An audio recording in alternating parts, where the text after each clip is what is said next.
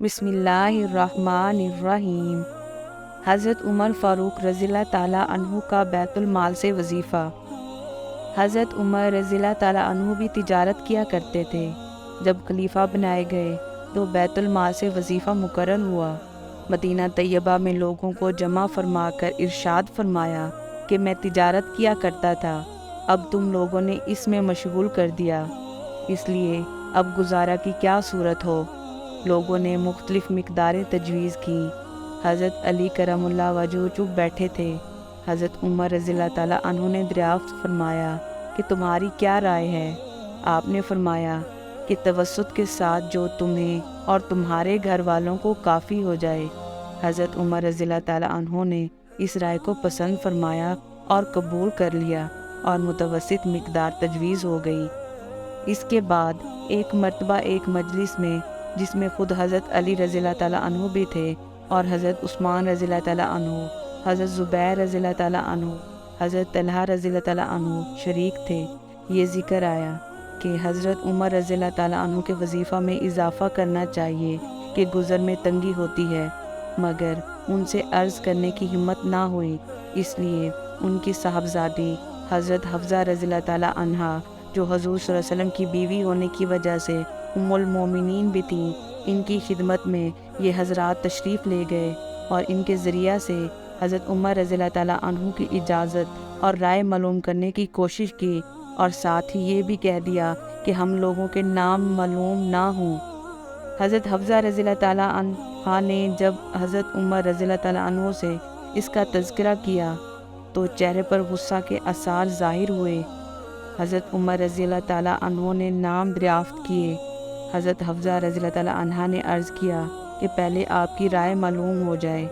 حضرت عمر رضی اللہ تعالیٰ عنہ نے فرمایا کہ مجھے ان کے نام معلوم ہو جاتے تو ان کے چہرے بدل دیتا، یعنی ایسی سزائیں دیتا کہ منہ پر نشان پڑ جاتے۔ تو ہی بتا کہ حضور صلی اللہ علیہ وسلم کا عمدہ سے عمدہ لباس تیرے گھر میں کیا تھا؟ انہوں نے عرض کیا کہ 2 کپڑے گیروی رنگ کے، جن کو حضور صلی اللہ علیہ وسلم جمعہ کے دن یا کسی وفد کے وجہ سے پہنتے تھے۔ پھر فرمایا کہ کون سا کھانا تیرے یہاں عمدہ سے عمدہ کھایا؟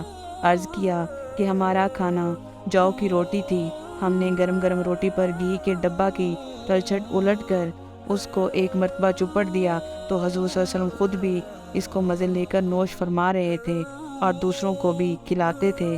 فرمایا کون سا بستر عمدہ تھا جو تیرے یہاں بچھاتے تھے؟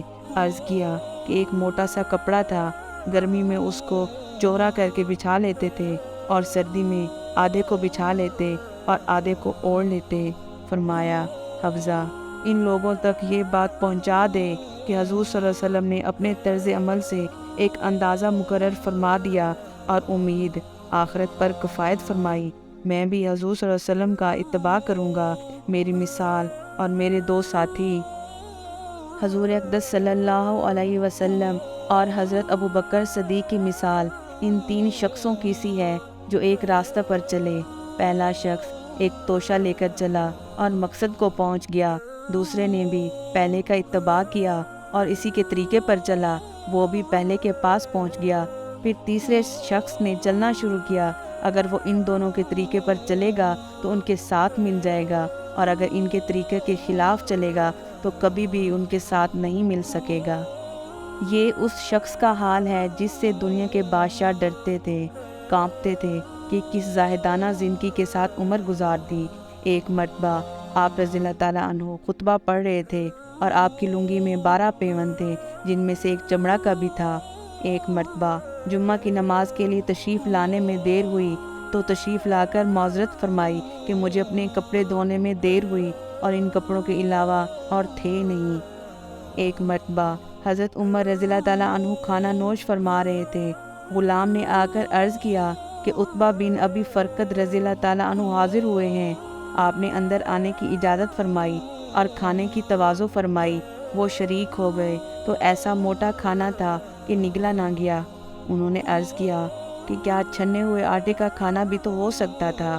آپ رضی اللہ تعالیٰ عنہ نے فرمایا کیا سب مسلمان میدا کھا سکتے ہیں؟ عرض کیا کہ سب تو نہیں کھا سکتے۔ فرمایا کہ افسوس تم یہ چاہتے ہو کہ میں اپنی ساری لذتیں دنیا میں ہی ختم کر دوں۔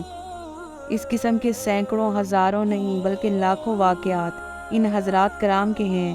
ان کا اتباع نہ اب ہو سکتا ہے نہ ہر شخص کو کرنا چاہیے کہ کبھی ضعیف ہیں، جس کی وجہ سے تحمل بھی ان کا اس زمانہ میں دشوار ہے۔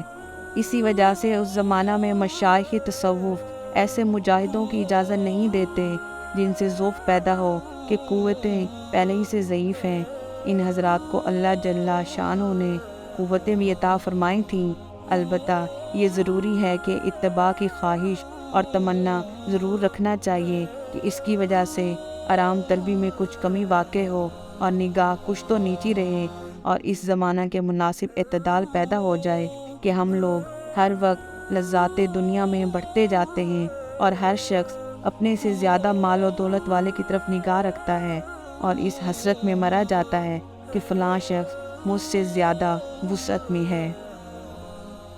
اگر آپ کو ہماری ویڈیو پسند آئی ہے تو ویڈیو کو لائک کریں، چینل کو سبسکرائب کریں اور مزید اس طرح کی ویڈیوز کے لیے بیل آئیکن ضرور دبائیں۔